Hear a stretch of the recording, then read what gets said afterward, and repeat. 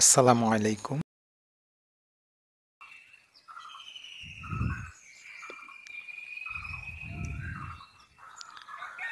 2x - 3y = 6 রেখার অক্ষদ্বয় হতে খণ্ডিত অংশের পরিমাণ কত?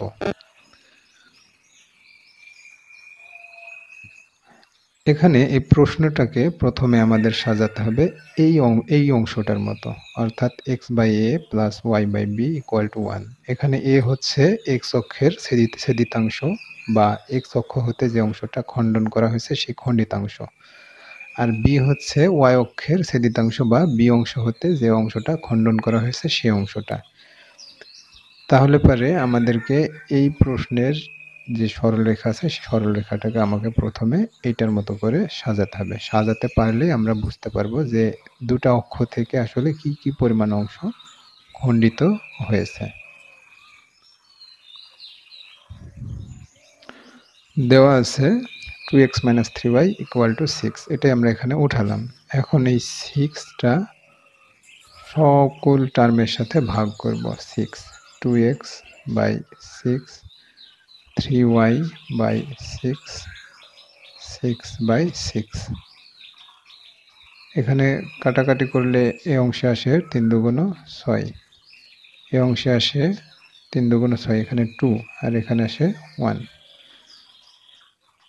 তাহলে x/3 প্লাস y/-2, এই মাইনাসটা এখন এইটার সাথে সম্পর্কিত করছি আর এখানে প্লাস দিচ্ছি 1।